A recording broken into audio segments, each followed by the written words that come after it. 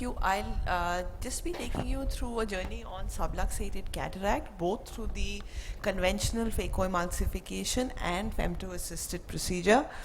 Now, when we are dealing with the sublux cataract, we must aim to preserve the capsular bag because that is where we can give the most physiological place for an IOL to sit and reduce the risk of retinal complications, inflammation, and glaucoma.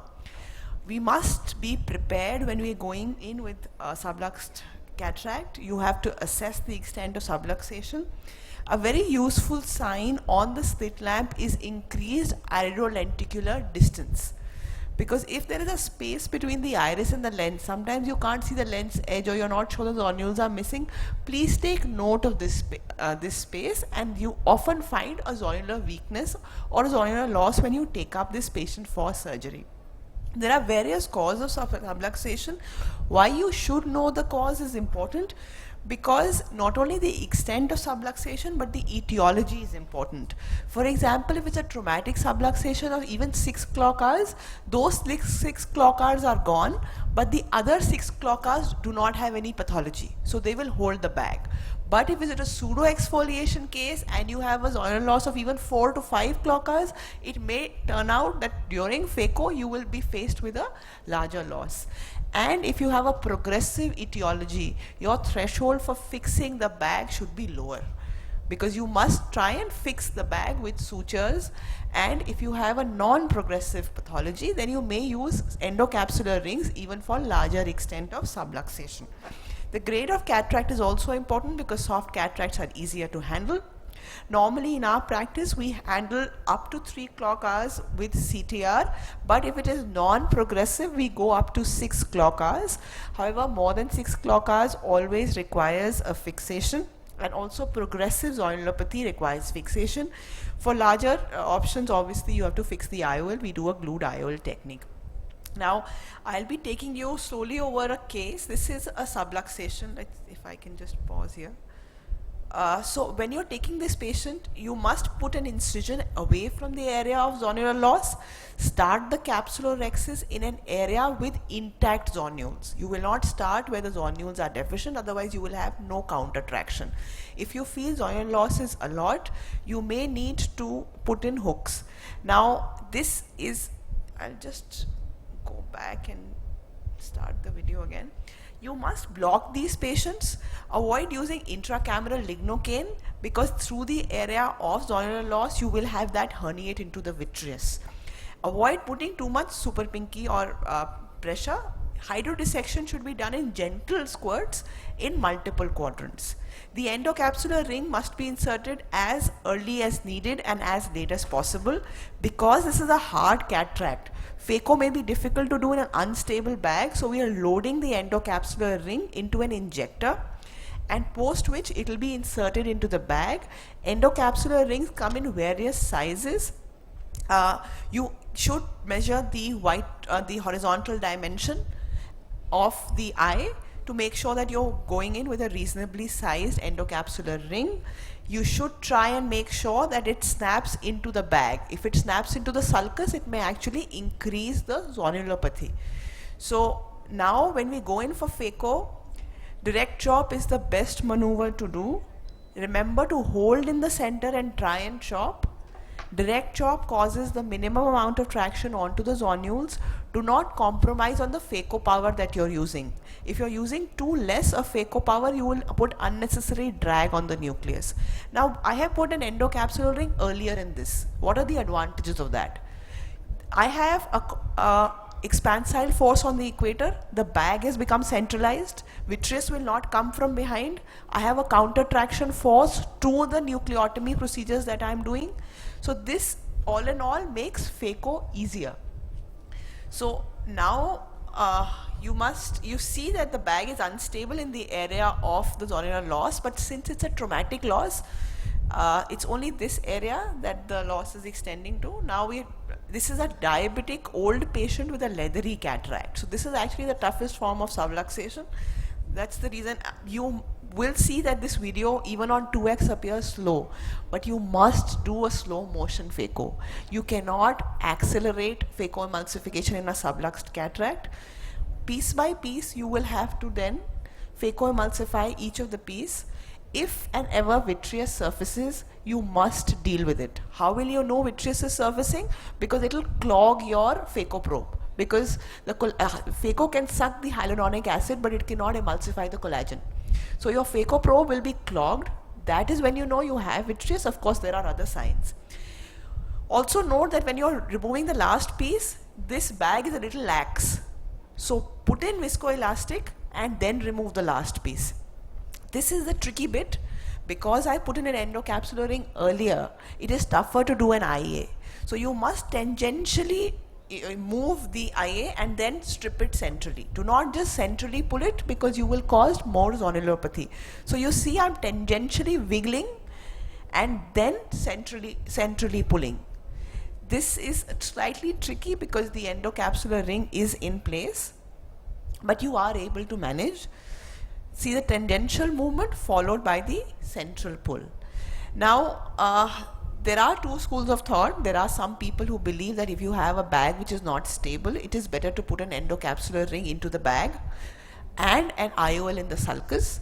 But I feel that a bag is a good placement for an IOL. So if the bag is stable enough, you should put the IOL into the bag. You can even put a 3-piece IOL or a single piece IOL. A single piece IOL is easier to put in the bag, but a 3-piece IOL gives you the advantage that the haptics of the 3-piece IOL are rigid, and if rotated along the area of subluxation, they give additional support to that area. So another consideration in traumatic cases is that the IOL power, you must try and keep it within 2 to 3 diopters of the other eye, which is something that we don't look at biometry as thoughtfully as we should. Also, when you're putting the IOL, make sure that you dunk it. The more you dial it, you will put more stress on the zonules. So now I'll be showcasing how we use the femtosecond laser to combat the challenges that we have for a subluxed case. The biggest challenge, of course, is the creation of a capsular rhexis, because if you don't have a rhexis, remember, you can't put an endocapsular ring at all. So I'll just take you over. This is a 44-year-old non-diabetic doctor who has a traumatic subluxation again. This is nearly a year ago, and this is how he's presented to us. Everything else in the fundus and as regards, you must measure the preoperative pressure in these patients, everything was fine. So we here are taking this patient on the Catalyst system.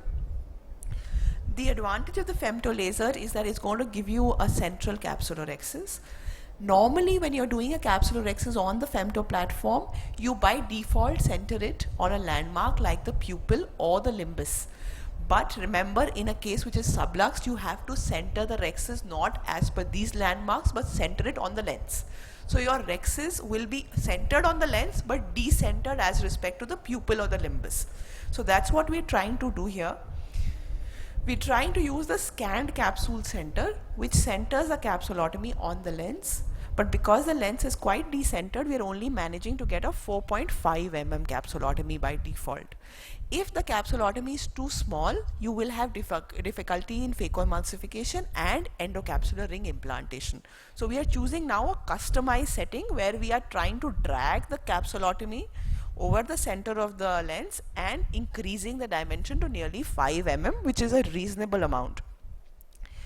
Now this is how the laser fires. The capsulotomy is over in just a couple of seconds, and then you do the nucleotomy. Doing the nucleotomy is very beneficial in hard cataracts because then you don't have to do too many maneuvers and there's less manipulation in the bag. So this is the end of the femto procedure. Now there are some things that we will do differently here. We put in, when we start doing phaco, we realize that the nucleus is tilting because there's a lot of vitreous that is surfacing out and it's getting hydrated. So what we do here is go through the pars plana and do a little bit of vitreous decompression. You see the tricot has been used. When you're going in through the pars plana, you don't pull vitreous. Can you see, without coming into the anterior chamber, the tricot stained vitreous just got pulled back. So that's a great approach to removing vitreous, because if you have vitreous, it's not possible to do a phaco. This again is the endocapsular ring implantation. You should use definitely have a second instrument to guide it into the bag. This endocapsular ring, as you know, comes in various sizes. So this is a nucleotomy that has already been fashioned, so it's much easier to remove this nucleus as compared to the one I showed you previously. Of course, if the nucleus is soft, it's much easier, and these nucleotomy maneuvers then are not required. You just need to aspirate. Again, note here that when you're dealing with the last piece, or when you just have the epinucleus, be very careful, because the bag sometimes the capsule is convex upwards. This is the irrigation aspiration. Bimanual is very useful in complicated cases, particularly in femto, because it allows easier manipulation, and like Cyrus said, it is tougher to do IA post a femto because the cortical frills are no longer available to latch onto. Now again, we fill the bag with viscoelastic at each stage, and our lens of choice is a 3-piece here. And this is because we put a 3-piece here, because even if we feel that there is a problem and this lens is not as stable, you can actually glue this 3-piece into position. You can, of course, with lesser degrees, go for a single piece. Now we're trying to remove some vitreous, because we can see with triamcinolone. See, this strand would not have been visible had we not stained it. Triamcinolone gets absorbed on the vitreous, and it's very important to visualize it. So we try and remove the triamcinolone strand. Even one strand will give you a vitreous pool. It will increase your risk of CMA. So this we are removing anteriorly, and this is what the patient looks like post-operatively. So with the modern devices and technology, we can give great outcomes. We sometimes have to innovate as to when to put the ECR, when to use vitreous decompression or a vitrectomy on time. But with patience and skill, difficult situations often yield the best rewards. Thank you for your attention.